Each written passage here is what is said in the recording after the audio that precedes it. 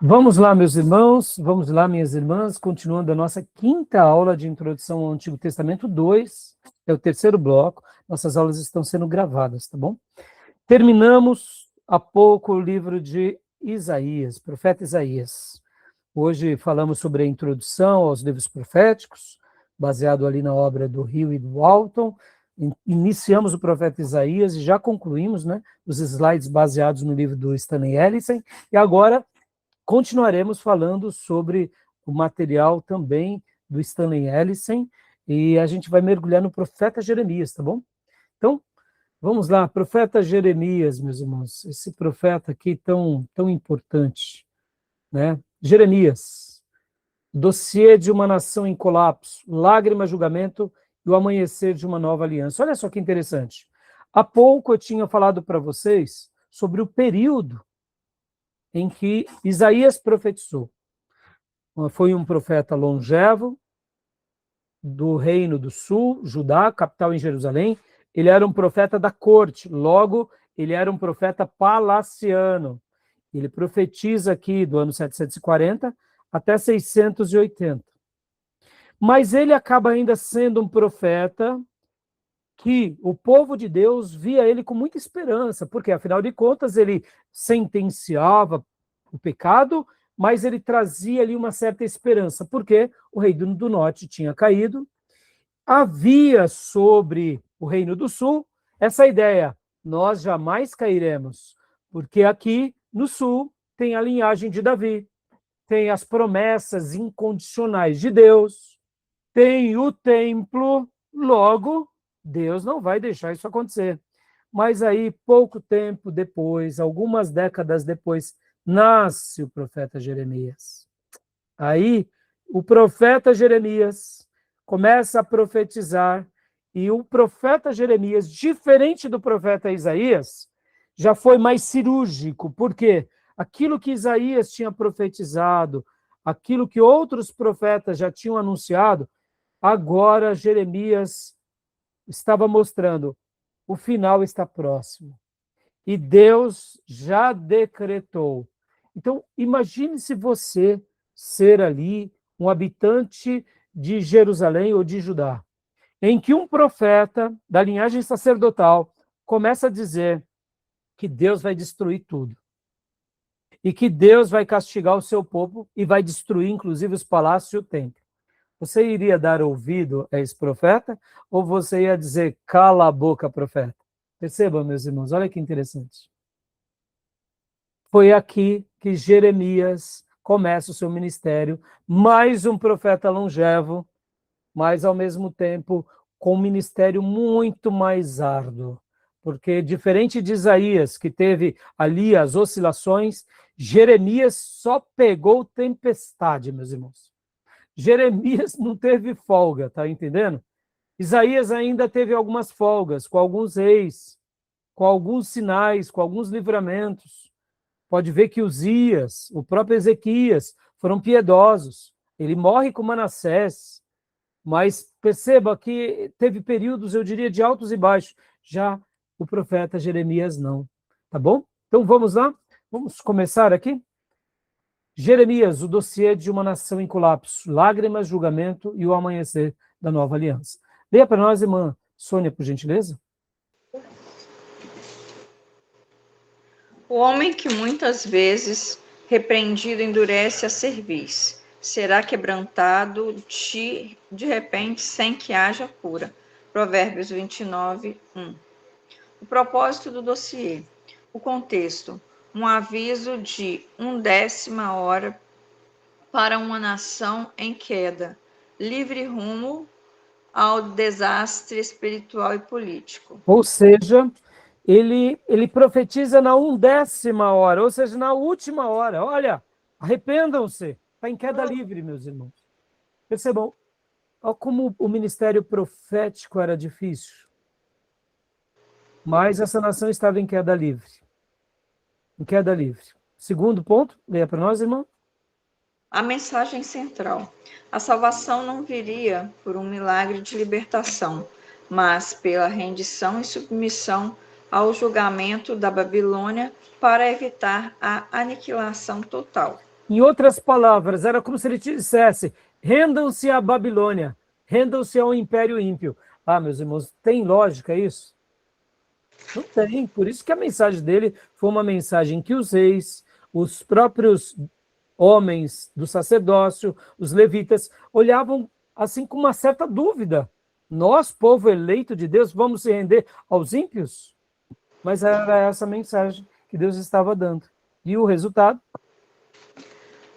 Um clamor na noite, rejeitado pela nação e por seus líderes de forma inflexível. Ou seja, meus irmãos, enquanto eu fazia minhas lições de casa aqui, meus irmãos, eu pensava, eu admiro demais o profeta Jeremias, meus irmãos. Assim como o profeta Isaías foi gigante, mas o profeta Jeremias foi extraordinário. Porque ele é um tipo de Jó que não sofre apenas pelo advento da sua vida ou família. Ele sofre porque ele é obediente a Deus, à nação de Deus. E ele vai na contramão de uma nação inteira. Percebam, meus irmãos, assim como Jesus disse que João Batista seria o maior lá no reino de Deus, nos céus, daquele que nasceu do ventre de uma mulher, ou seja, lá nos céus há um lugar reservado, o primeiro assento da primeira poltrona é para João Batista. Logo, depois de Jesus, é claro, Jesus é o nosso Salvador e é incomparável, mas Jesus disse que o maior nascido de ventre de mulher era João Batista. Eu diria que o segundo assento é para Jeremias, sabe, irmãos? É para Jeremias. Porque Jeremias ele foi extraordinário. Ele sofre como poucos, não desiste, deixa um legado lindíssimo. Ele é aquele que vai escrever a história dos reis de Israel, o próprio livro de Jeremias, Lamentações, e ele vai ser hostilizado durante todos os seus anos longevos de ministério. E ele morre debaixo dessa sentença, e ele só vai ser lembrado e valorizado depois da morte. Oh, meus irmãos, que coisa é essa? Que profeta é esse? É admirável, é admirável. A gente tem que estudar Jeremias, irmãos, e a obra dele, tá bom? Estou deixando aqui esses adendos, porque é apaixonante esse homem de Deus, que amou tanto a Deus e ao seu povo, e mesmo vivendo na contramão de todos, não desistiu e não abandonou a sua fé. Aleluia. Tá bom? Continuando aqui, o perfil do profeta, a vocação absoluta, leia para nós, irmã Sônia, por gentileza. O nome, né? Nome e origem: Jeremias. O Senhor estabelece, nascido em 647 a.C., em Anatote, cidade sacerdotal, filho do sacerdote Euquias. Ou seja, o nome Jeremias significa o Senhor estabelece. Ele nasce, como eu mencionei, vários anos depois de Isaías. Isaías já tinha morrido por volta ali do ano 680, ele nasce em 647, mas ele vai ser separado para começar a pregar por volta ali de 620. Ou melhor, 627. Ele tinha por volta de 20 anos. E ele era filho de Ilquias, o grande sacerdote dos dias do rei Josias. Ou seja, ele nasce num contexto sacerdotal, num momento único da nação, mas foi um avivamento sem muita fundamentação. Tá bom? Então aqui é o autor do livro, quem era ele e a data. Tempos em atividade. Leia para nós, irmã, por gentileza. Aproximadamente 45 anos totais, 40 anos em Jerusalém, 627 a 586 a.C. e 5 anos no exílio no Egito. Aconselhou 5 reis e um governador. Ou seja, meus irmãos, lembra que eu falei? João Batista senta no assento número 1 lá no reino dos céus. O assento número 2 é Jeremias. Eu acho que não é nem Abraão, é Jeremias. Porque é demais, não é menosprezando Abraão, tá, meus irmãos? Mas olha o quanto hoje Jeremias sofre. 45 anos de ministério, sendo 40 anos tomando pedrada dos seus compatriotas. E 5 anos lá no Egito. de tabela. E mesmo assim, o que ele faz? Não para de escrever, não para de profetizar e deixa um legado maravilhoso, inclusive mencionando sobre a história dos profetas lá da tribo do norte, que nós só conhecemos porque ele registra. Aleluia. O chamado. Leia para nós, Fia, por favor. Vocacionado antes do nascimento, Jeremias 1:5. Iniciou o ministério aos 20 anos durante o reinado de Josias. Joia. Então, possivelmente, eu até deduzo, talvez foi antes dos 20. Deixa eu só explicar um dado histórico aqui, meus irmãos. Até 20 anos, você fala assim, mas 20 anos, não, para o judeu, 20 anos ainda é um garotão, tá? 20 anos você era liberado para ir para a guerra. Você fazia parte do alistamento. Mas você ter voz entre os adultos só a partir dos 30 anos. Sabe quando a barba já está grossinha? Pois é. Antes dos 20 anos, dos 30, você não está pronto. Por essa razão, o ministério de Jesus não começa aos 12 anos de idade, nem aos 20 anos de idade, mas aos 30 anos de idade. Porque o judeu começava a respeitar outros quando ele já estava na sua maturidade plena. 30 anos é quando o homem já chegou na sua maturidade plena. Mas Deus separa ele aos 20. Por isso, lá no capítulo 1, ele questiona Deus. Senhor, ainda sou um garoto. Mas Deus diz, eu estou te levantando. Por quê? Porque era uma mensagem urgente. E estatísticas incomuns? O convertidos registrados, solteiro por ordem divina e explícita, como sinal físico da futura destruição das famílias de Jerusalém. Ou seja, Deus até mesmo separa ele. Por isso que um dos profetas que mais exemplificam Jesus é Jeremias. Porque percebam, irmãos, ele tinha tanta certeza do seu chamamento e da sua vocação e do momento da destruição que Deus até preservou ele de ver a sua família perecer. Então, por isso que ele teve o ministério celibatário, no sentido mesmo, porque estava dentro do contexto do ministério dele. Olha que interessante, né? É incomum, tá bom? Tudo bem até aí? Alguma pergunta, alguma dúvida? Pode continuar para nós, minha irmã, por gentileza? O tabuleiro geopolítico, 627 a 580 a.C. A Síria em colapso. Potência hegemônica de 2 séculos, perdendo o controle rapidamente. Nínive cai em 612 a.C.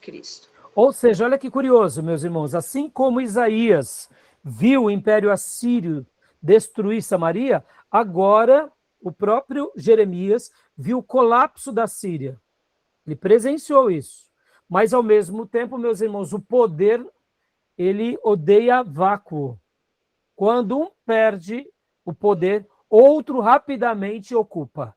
Essa é a história da geopolítica mundial. Não tem período que alguém não ocupe o poder. Isso faz parte da nossa vida, seres humanos. No momento que uma nação perde a força, outra ascende. Alguém ocupa, ou por força, ou por influência, mas ocupa. Então, era um momento de transição. Aqui, leia para nós, irmã, o Egito. Egito, a falsa esperança. Manobra política de fachada. Derrotado em Carquemes, 605 a.C., mas usado continuamente como salvador ilusório por Judá.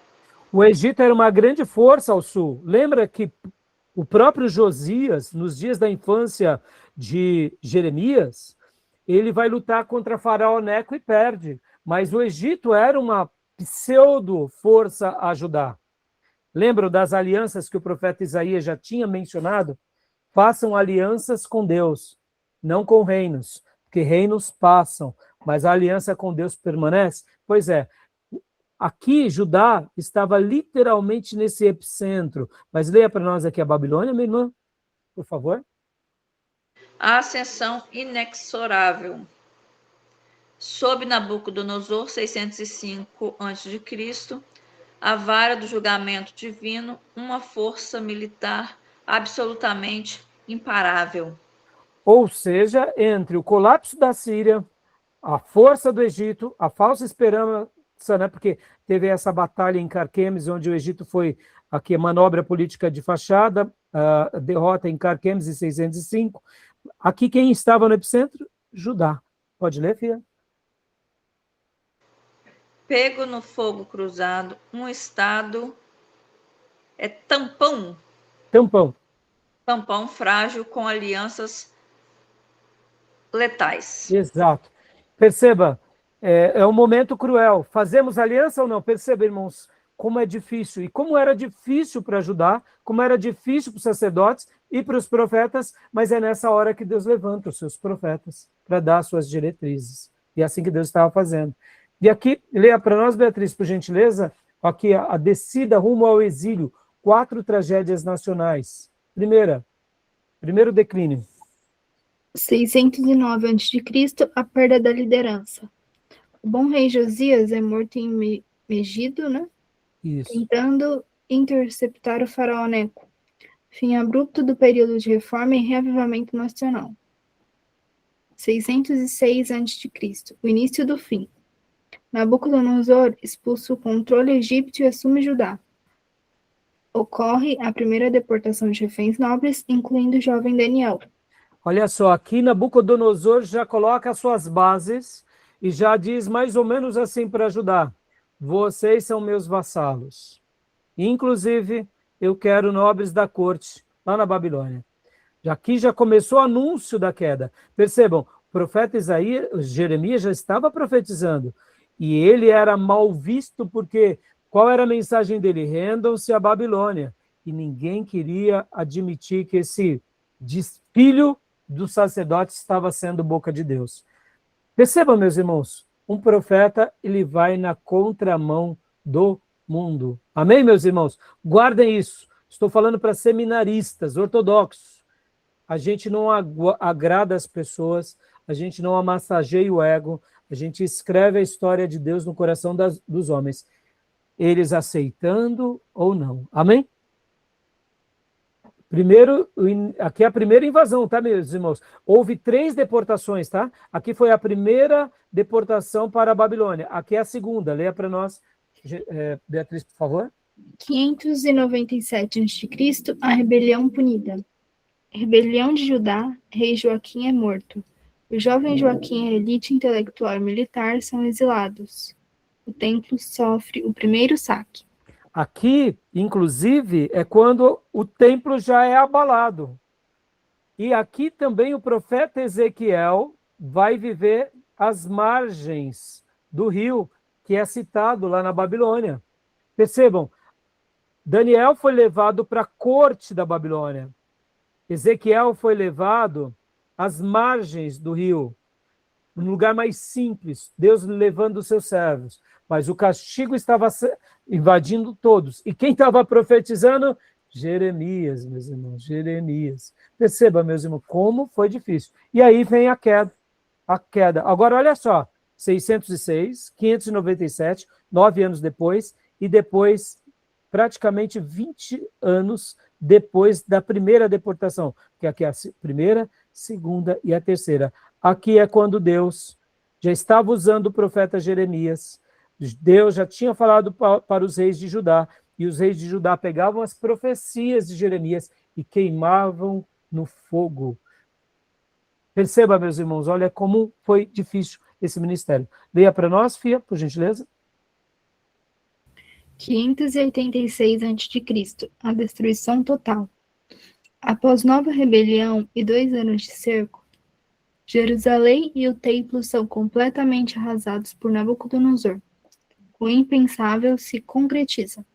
Ou seja, o que aquele profeta lunático, desequilibrado, filho de um grande sacerdote, tudo que ele tinha dito era verdade. Toda a nação eleita de Deus, com a casa de Deus, sucumbe, e a única coisa que fica de pé é a palavra de Deus na boca daquele profeta. Isso nos deixa assim com uma mensagem imensa, não, irmãos, nos nossos dias. Tá bom? Alguma dúvida? Alguma pergunta? Tomé, leia para nós, por gentileza, filhote. O pêndulo espiritual, a raiz do colapso. O legado de Manassés, idolatria profunda, derramamento de sangue e corrupção moral enraizada. Seu longo reinado esgotou definitivamente a paciência divina, selando a destruição de Judá. Dá uma pausa aqui, meus irmãos. Lembram, ó, nós estamos falando de dois profetas da tribo do sul. Profeta Isaías, que para e começa agora Jeremias. Mas olha a maldade dos reis. Quando líderes maus são colocados no poder, o povo acaba cedendo às práticas. E aqui vem um julgamento divino. Então percebam agora nessa leitura aqui. Leia para nós, Tomé, por gentileza. A reforma de Josias, 640 a 609 a.C. Rei aos 8 anos, buscou a Deus aos 15, erradicou ídolos aos 19, aos 25 descobre o livro da lei e promove a maior Páscoa desde os dias de Samuel. No entanto, percebam, meus irmãos, tudo isso acontece, mas não foi suficiente para esse povo corrupto ter se arrependido de coração. Deus estava movendo as águas, mas guardem isso, meus irmãos, isso daqui, irmãos, isso daqui me deixa com o coração apertado, porque como pastor dessa geração, será que Deus não está dando sinais para nós que haverá um julgamento no Ocidente? Será que Deus não está dizendo para a igreja brasileira, abram os olhos, se arrependam dos pecados, dos ídolos invisíveis, do ídolo da prosperidade, do ídolo da egolatria? Percebam, irmãos, é muito interessante isso. Hoje, nós brasileiros vivemos por momentos de avivamento, mas percebam como as pessoas estão indo para a igreja pelas motivações erradas. Elas até se apaixonam por Jesus, mas chegam na igreja de Deus, é dado um outro Jesus e é dado as bênçãos, que aí as pessoas acabam tendo não uma conversão, mas um convencimento. De conversão vira convencimento e vira uma fé barata. Percebam, olha como é curioso. A história vai se repetindo, né? Os colapsos, o pêndulo espiritual vai pendendo, né? Tá bom? E o veredito, por gentileza, também. Veredito, um reavivamento superficial. Apesar da sinceridade do rei Josias, a mudança não enraizou no coração dos líderes do povo. Com sua morte, a idolatria retornou quase instantaneamente. Ou seja, passa-se Manassés, ele faz horrores, vem Josias, acende o fogo, mas muitos corações não foram inteiros. De quem? Do povo. E aí, logo depois que Josias morre, os demais reis, durante o ministério de Jeremias, não deram ouvido a esse profeta. E o povo? Também não. E os sacerdotes? Também não. E os levitas? Também não. Quem de fato que deu ouvido a Jeremias? São pouquíssimos. Nós temos Baruque, que era o seu cronista. Nós temos uma família de uma tribo beduína, que era os recabitas. Meus irmãos, que coisa trágica, não? Mas essa foi a realidade. Por isso que esse profeta foi chamado de um profeta mal visto, porque foi um contexto muito difícil, né? Então, leia para nós também, por gentileza, a arquitetura do livro, 52 capítulos de advertência. Tema geral, rebelião final de Judá e retirada da terra da aliança. Capítulos de 1 a 20. Julgamento antecipado. Profecias durante a época da reforma de Josias e os pecados acumulados. Capítulos 21 a 39. Julgamento dos líderes. O embate direto com os reis rebeldes, o cerco final e o colapso das falsas esperanças. Capítulos de 40 a 45. O restante rebelde. O caos pós-queda, a fuga covarde de líderes e judeus para o Egito. Capítulos 46 a 51. Julgamento das nações. A soberania divina sobre todo o Oriente Médio, culminando na própria Babilônia. Capítulo 52. Reafirmação histórica. Um apêndice factual confirmando a precisão absoluta da queda predita.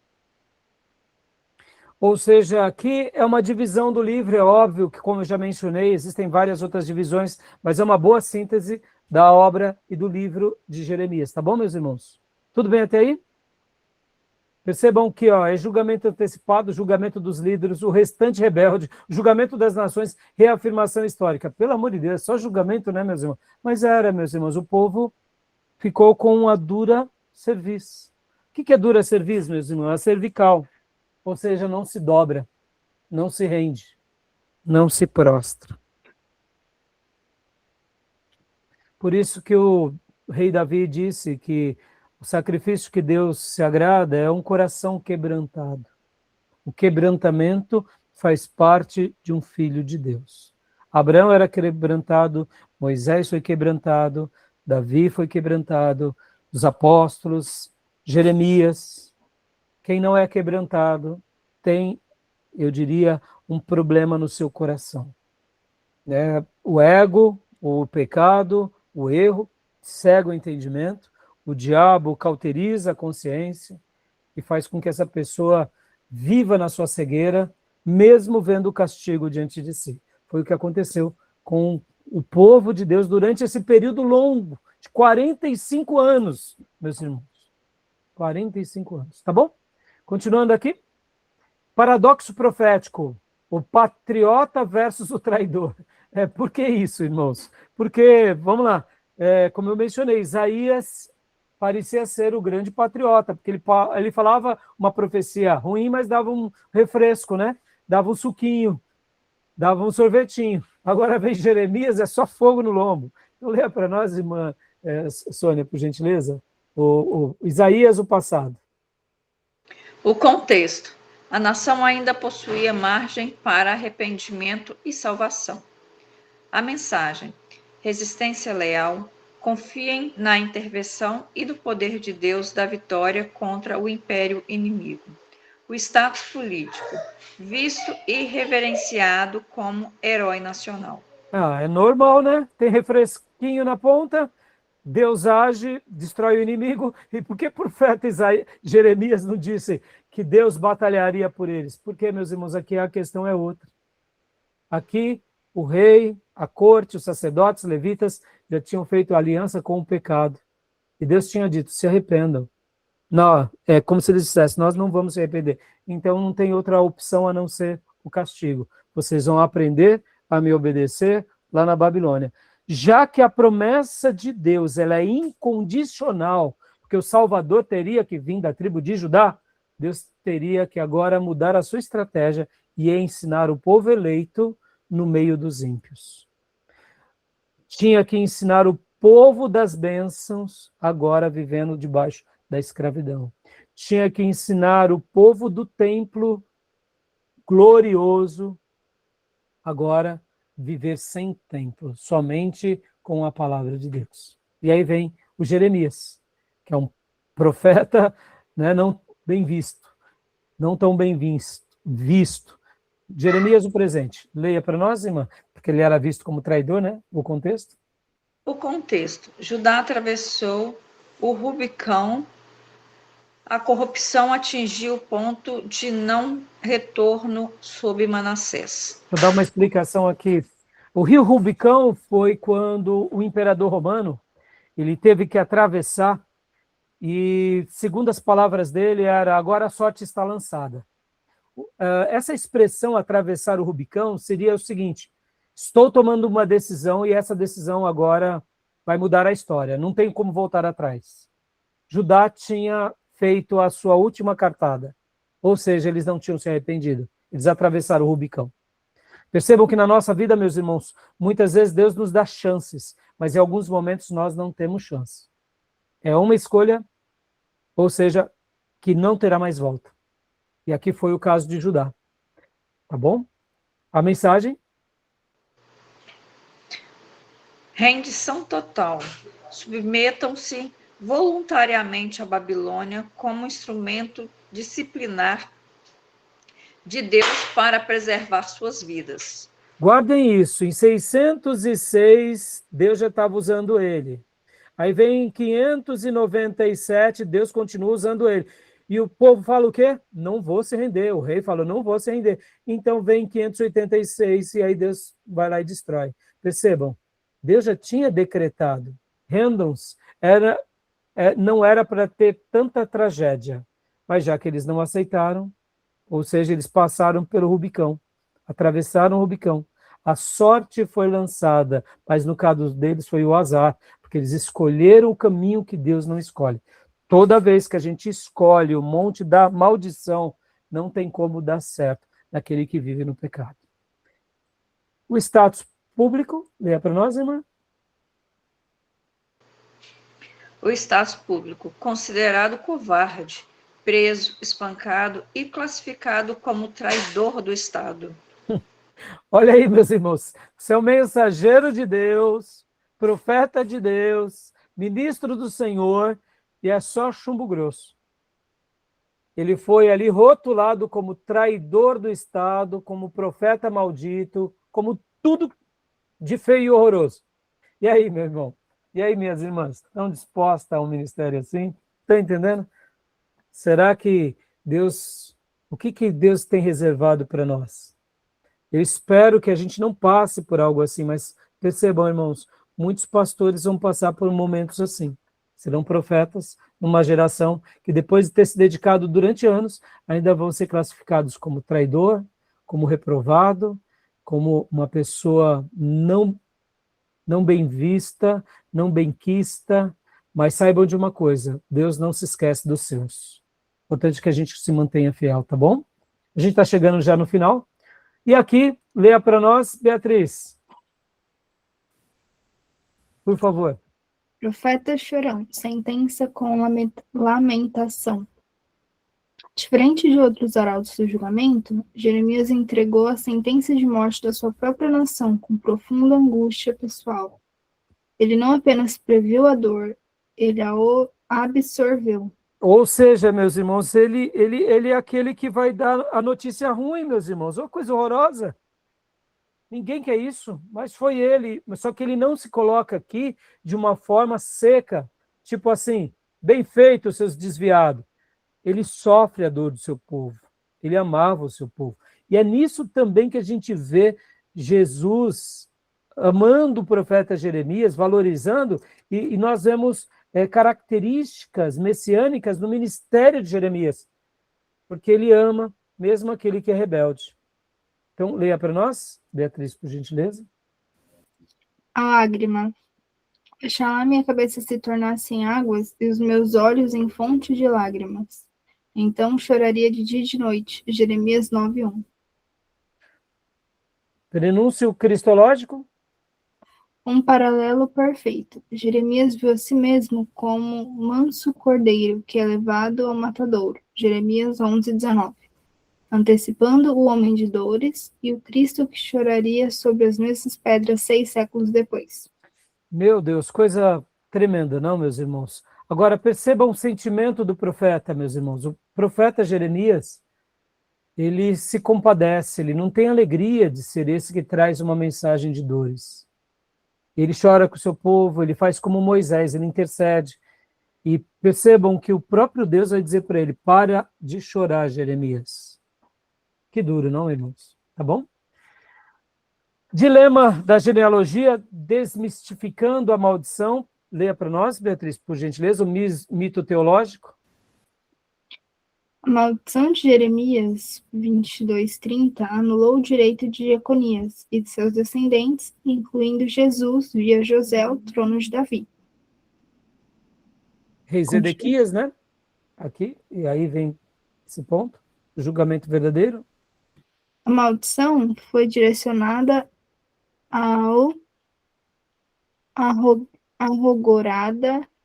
arrogante rei Zedequias. Seus filhos foram mortos diante dele, encerrando sua linha direta. Rei Jeconias Joaquim. Zorobabel neto. A prova histórica. Jeconias foi poupado na Babilônia. Seu neto Zorobabel retornou a Judá como governador, explicitamente chamado de Anel de Selo Divino. Lembra que a gente já mencionou sobre Zorobabel, nós voltaremos a ver quando falarmos dos profetas Ageu e Zacarias, mas ele é neto de Joaquim, ou de Jeconias. Logo, é de Zorobabel, quando a gente pega Mateus, que a gente vê que vem Jesus, ou seja, da linhagem de Davi, tá bom? Conclusão? A linhagem messiânica de Jesus, através do trono de Davi, permaneceu intacta e blindada por aliança incondicional. Deus profetizou que a linhagem de Davi sempre haveria alguém. Deus pune os culpados, mas absolve aqueles que não têm culpa, e assim a promessa incondicional se mantém de pé. Guardem isso, meus irmãos. Nas promessas incondicionais, Deus trabalha indiferente de nós. Felizes somos nós que damos ouvido a isso. Deus cumpre a sua palavra, mesmo quando a gente falha, tá bom? Tudo bem até aí? Tranquilo? Ponto de virada. Pode ler, Beatriz, por gentileza.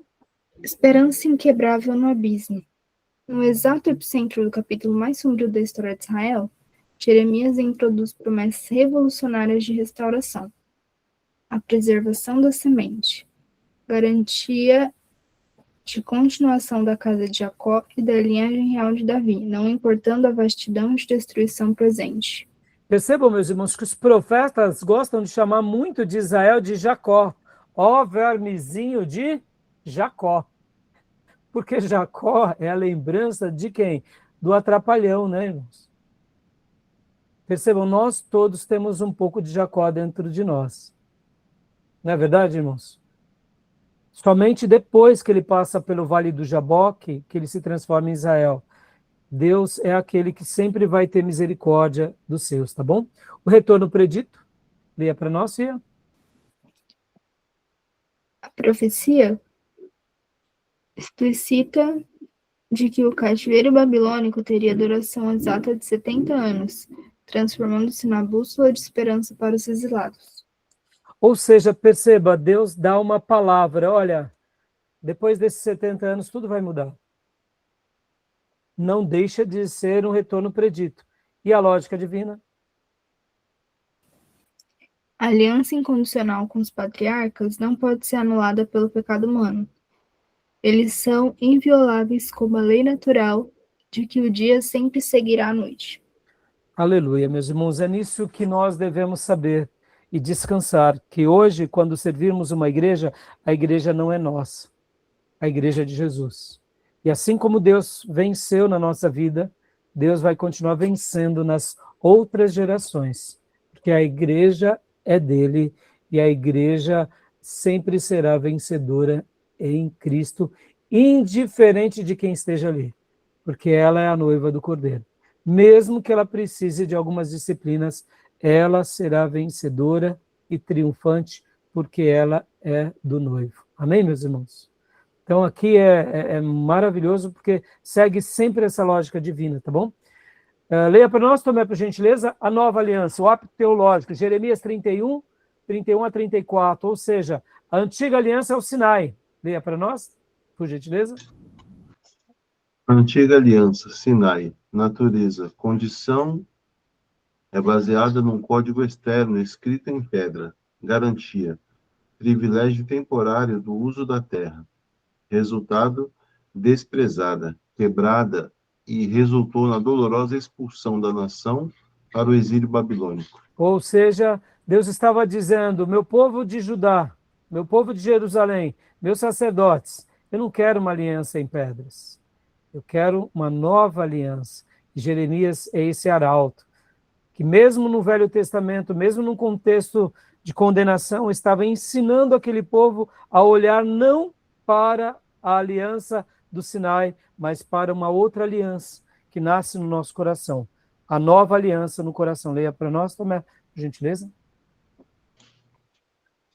A nova aliança, coração, natureza, incondicional. A lei não é mais um código externo, mas um guia interior cravado diretamente no coração.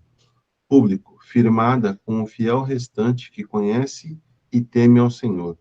Resultado, substituição total da aliança temporária de Moisés, resultando no retorno definitivo do povo e perdão eterno. Aqui, meus irmãos, a gente tem que fazer esse exercício o tempo todo, porque muitas vezes a gente pode se perder nas práticas da religião, no jeito de viver religião, como cristão, porque quando a gente perde essa aliança do coração, a gente perdeu tudo, tá bom? E Jeremias nos ensina isso, estava ensinando isso ao povo. Já estamos concluindo? Continua a tomar para a gente, por gentileza? Cristologia, o rei que traz a própria justiça. Embora Jeremias seja o menos focado no Messias entre os profetas maiores, suas duas referências diretas, capítulos 22 e 33, são teologicamente definitivas. O título real, o renovo de justiça, a promessa de um descendente da árvore de Davi que, em brutal contraste com reis iníquos, como Jeoaquim e Zedequias, executará juízo e justiça absolutos na terra. O nome divino, Senhor, justiça nossa. A revolução teológica final. O Messias não apenas exige justiça, ele fornece a justiça que o povo é incapaz de produzir. A justiça do rei se torna a justiça da nação. Fantástico. Percebam, ele não tem muitas menções ao Messias, mas o pouco que tem é fantástico. É o renovo da justiça e é o Senhor justiça nossa. Olha só que interessante, Isaías é chamado livro messiânico, fala muito do filho. Jeremias destaca muito o pai, o juiz supremo. Interessante, não? Tá bom? E Ezequiel tem uma característica que ele profetiza muito sobre o Espírito. Então, nós poderíamos dizer que esses três profetas, eles têm características bem peculiares. Eles mostram o Deus triuno, como Pai, como Filho e como Espírito Santo, já na Antiga Aliança. Interessante, não? Tá bom? E continua a tomar para a gente, por gentileza. O veredito do tempo, o legado de Jeremias, o chamado, rejeição total. Suportou mais de 40 anos de ódio, isolamento e tortura para entregar verdades absolutas a uma nação intoxicada por nacionalismo cego e falsas seguranças religiosas. Só um minuto, irmãos. Olha, aqui é o meu temor. Nacionalismos cegos e falsa segurança religiosa. Pensem sobre isso, tá bom? Nesses 500 anos de protestantismo, nós já temos lições inúmeras sobre o que é uma intoxicação por nacionalismo cego e falsa segurança religiosa. Que Deus nos livre disso, tá bom? 2. Pode ler para nós também a crise? A crise, o profeta da destruição. Sua insistência inflexível na submissão rendeu-lhe o rótulo de traidor, mas o tempo provou que ele era a única voz da realidade quando Jerusalém desabou em 586 a.C.